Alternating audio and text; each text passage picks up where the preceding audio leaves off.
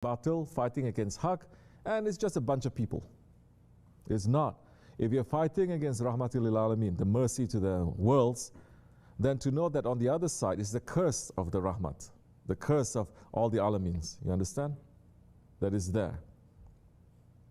That the Prophet ﷺ had to make a mujizat. He had to make a miracle. And you don't see that happening very, very often in the battles, unless it's in a very tight situation. Otherwise, he could have prevented so many other wars, yes? He could have prevented what? The war of what? Uhud. But the Prophet ﷺ, being the master of seen and unseen, and understanding what each battle, each incident, understanding the wisdom of that, and understanding what his role in that. When it's necessary, he will go inside. When it's necessary, he will pull out. When it's necessary, he will be active. When it's necessary, he will be passive. But understand what it is there that is not only for his Sahabis, but for the rest of mankind, not only believers, but the rest of mankind until Judgment Day. He knows what's going to happen, and those things he let to happen so that we learn. If every battle is just going to be a miracle, then every battle Muslims are going to hope for a miracle, and most likely will fail every battle. So what was happening there in that valley? It was morning twilight, you said, no? Yeah, it's still dark. Yeah, it's dark. And valley is low. When you talk about twilight in the valley, it's even darker down in the valley. And they were caught by surprise, and we're talking about 20,000 people. And it's a narrow pass, you understand? How many battles we know, doesn't matter what kind of technology or how many men you have, but if the terrain, it is not helping you, then they can wipe out tens of thousands, hundreds of thousands of people, just like that. And there was great confusion. This is one thing that in battle you cannot be. When there's confusion, you're already lost. When there is confusion in a battle, you're already lost. There cannot be confusion. There has to be a leader that is in front of you. And you have to connect yourself to that leader, and you have to see how this leader is. Even in the battle that we have with our ego, the same thing. You cannot be confused. You know the enemy is strong, you know the enemy is this, you know what you're going through, but you cannot be confused. You know. And really, people in Tariqat, they're not confused. You cannot be. If you're with Shaykh Effendi for so long, you know what is right and you know what is wrong. You cannot say, I don't know what is right and wrong, and I don't know how to behave. Everybody knows. But if people are in ghaflat, then it will catch us when we least expect it. This is one thing that can cause confusion. So before you are caught in that situation where you're caught off guard, you must practice. As what we said yesterday, Shaykh Maulana is saying, they give instructions and we must practice. They don't practice it for us. Even if we're going to ask them 100 questions about the practice, they will still instruct, but it is we who have to go through that. You're a wrestling instructor. You instruct them how to wrestle. If they don't wrestle, the instructions doesn't make any sense. Even if you are giving them hours and hours and hours and hours of just training through the words. And you may tell them, move here, move there, be in this position, don't be. But if they don't want to be following your words, that doesn't make sense too. It's not going to work. So everything is now back to the person, whether we're going to do it or we're not going to do it. Like they have a saying in English, right? You can lead a horse to water, but you cannot make it to drink. So this is when the will has to be strong, and the trust has to be strong. Then that time, with that will, even if your will is a little bit weak, but because your trust in your Shaykh, in Allah and His Prophet is strong, then they will send you that support. However you want to call it, spiritual support, mental support, psychological support. Everything is coming from the Spirit anyway. You will see, I cannot do this, but I take one step and it's as if I'm there. How? How are you able to do that? We know so many times they say, we cannot do this, I can't do this, I can't do this. Let me just take one step. And suddenly you find yourself there. You know who has that power? Burak. The Burak has that power. Whatever it sees, it takes one step and it is there. And what is our ego? When you're able to ride your ego, he has that power of the Burak. And so,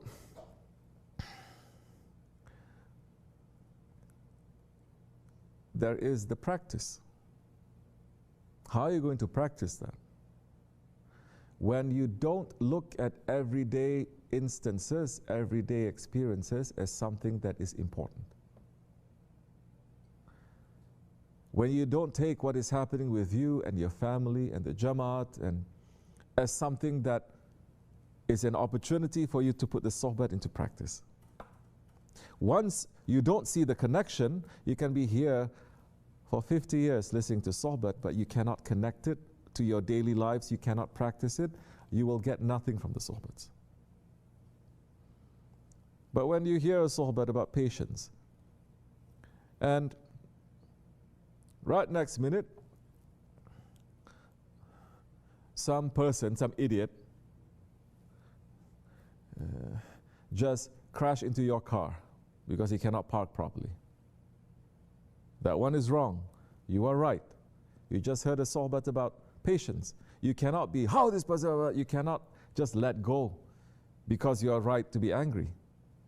We're not saying for you to go hug the person, but you must know now this is a test. Now, this is a test, and now how am I supposed to behave? In this way, because we are all at the beginning, we are not anywhere else. We are just in the beginning. And in the beginning, what they want for us is just to see where our intention is, not even our actions so much. The actions that we can make is only one step, half a step, if that. But they want to see how strong is your intention, how strong is your will, how strong is your attitude, how strong is your thinking, how strong is your tie, how pure is it. Then when they say this one is, the tie is very strong, making mistakes, easily you may find forgiveness. Easily something will open up for you to understand why you make that. You understand the wisdom that comes with it. And you will feel at that time the mercy that is coming to you, because you know there's nothing, we're not touched. We do wrong things and we're not touched. Now you feel the mercy. That is the opposite, and you are humbled by it. And that is the opposite of being arrogant when you're doing wrong things. Arrogance. If you do right things and you are arrogant, you will get the punishment of Allah. You do right things and you are arrogant, you get the punishment of Allah. You do wrong things and you're arrogant, you're making a hell for yourself. And arrogance and stubbornness, they're best buddies.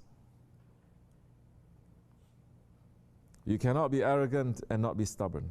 No, they're best buddies. Yes? The others, the anger, a little bit to the side. They're not best, but they're friends. Envy, a little bit to the side. But it is a characteristic of someone who is stubborn, that he is arrogant. And it is a characteristic of someone when he is arrogant, that he is stubborn. As a saying. You have to, each is supporting the other. So now, we need to see what breaks the arrogance. What is it that's going to break that arrogance from us? Everyone needs to see, how am I arrogant? Arrogant just doesn't mean you're sitting like this, or you're standing like this, or you, no. Some of the most arrogant people I've seen are the ones with the smiley faces. And they are saying good things, nice things, praising. But you know, there's something there that, you know, this one is the stubbornness, nothing can reach to that. I know some people who are very rough and gruff and they do wrong things, but the minute you tell them this is wrong, they say, I understand. They don't sit with it, they don't play with it. They let the, immediately they know, they are humble like that. Immediately they know, and they say, I'm sorry. What are we going to say? Everything comes back to that. Huh? What is that? What? Just say sorry. You know that story? Just say sorry.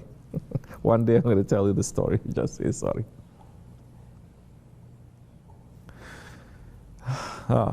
Well, if you have that arrogance, you become really stubborn with it, then in order to support that, you would need to be angry. Then you use that. You need to be very angry at people, because now the anger gives you that fire. Because you don't have that fire, that fuel from faith, now you have to have another sense of fire to give you purpose, to give you that passion. It is not coming from love, now it has to come from hate. It will lead to that. Even if you're okay now, it leads to, don't you, we see that happening all the time, in front of our eyes. First is the hurt. How can you do this to me? I did so much for you. Yes? And then they say, oh, nobody loves me. I love everyone, but nobody loves me. And then slowly it becomes what? What does it become? Everyone betrays me. I'm the only one who's good. And then later you're saying, everyone is very bad. I'm the only one who's good. And then in order for that construct, that structure, that logic for it to work, then you have to say, to put the gas in for that to work, then you have to have anger now. So from the sorry, feeling very sorry for yourself, it will turn to everyone deserves to die. Everyone deserves to be punished. Everyone deserves my anger. Then that time you'll see Shaitan already sitting, and Shaitan will say, now start cursing. Start cursing, it's okay. Remember, they are bad and you are good. So start cursing them. So don't be in gaflet. You understand? Because one will lead to another if it is not nipped in the bud. One will grow and another one will graft to it and starts growing and growing and growing. That time, what you have is this monster that is going to be very difficult to cut everything now. You have to take this monster out from the roots. Now it becomes very difficult. It's a huge tree now it's become. Right from the beginning, it may be easier. But all this is coming. For you to understand this, not only you have to know yourself, to become more self-aware. We have our Shaykh in front of us to hold up the mirror to us, to make us to become self-aware. You say, I don't know how I look. Our Shaykh is holding up the mirror to us every single day. He says, look at this. This is wrong what you're doing. This is right what you're doing. This one, look at this, look at this. So don't be upset with the mirror now. Don't be upset with the mirror. If you don't like, people don't like the mirror, maybe they change the mirror. But I've never seen anyone, they get upset with the mirror And then they break the mirror, or they start cursing at the mirror because they know the mirror doesn't lie.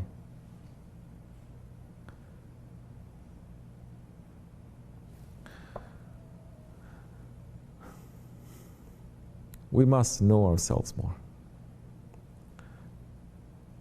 We must become more self-aware. We must know it is not how we feel, happy or sad, or that is important in this way. It is how much knowledge we gain about ourselves. That time you can be happy and you're happy. That time you are sad but you're happy. That time you're depressed but you're happy. That time anything that you're going through, you're happy because you have more knowledge about yourself. You understand?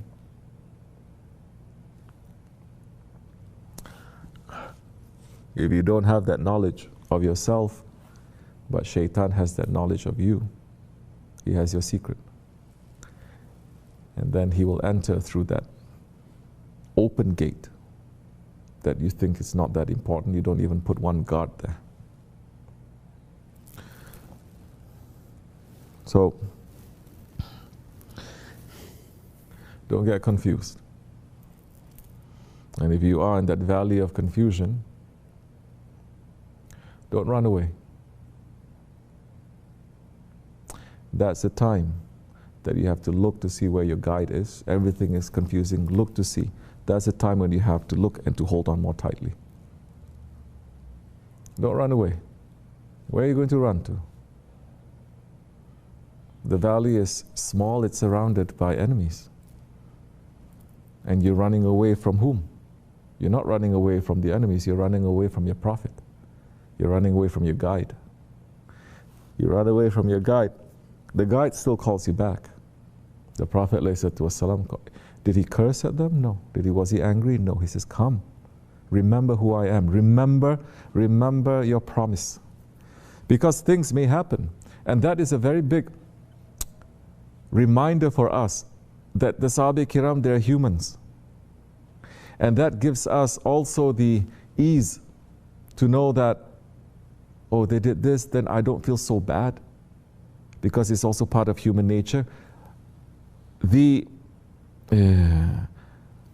most important thing is not whether you do something bad or you don't do something bad. The most important thing is how you return. What's another word for it? Redemption. How you return. And how you become better from doing things that are not so great. Do you become better? Do you become stronger? If you are, then your mistakes helps you to become strong. Your mistakes help you to become strong. And those who don't want to make any mistakes, and they're running away from any conflict and this and that, they are not prepared. Then that time when it is necessary for them to fight, they cannot, because they didn't do anything. They didn't practice, and they will fail, just like that. This is the greatest jihad, this, against our nafs. This is the biggest struggle. You don't want to struggle, then very easy.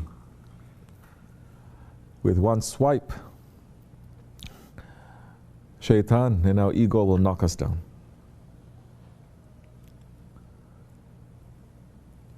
May we hold on tightly to our Shaykh and hear his voice, no one else's, when we are in confusion. Because when you are in confusion, you will hear nothing but noise. There's nothing clear there. There's no focus there. There's only noise, and there's more confusion with that. But hold on to the words of your Shaykh. Then that time, you will find safety. You'll be able to defeat the evil that is around you. And he will lead you out from that valley. May Allah make our hand hold firm in this way, inshallah Rahman. But if you are alone, Even in Jamaat, you are alone.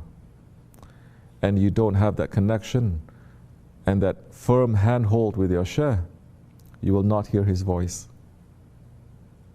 In that confusion, you will not hear his voice. So practice being in Jamaat, don't practice being alone. This is what West is teaching us. Alienation, to be alone, individualistic to an extreme. No. The one who is alone is only Allah subhanahu wa ta'ala. And Allah is also Jami, the one who gathers. Inshallah. We'll take this. If you like it, put it in your life. If you don't like it, leave it. I'll take it. These words first to myself and then to those who are listening. Assalamu alaikum.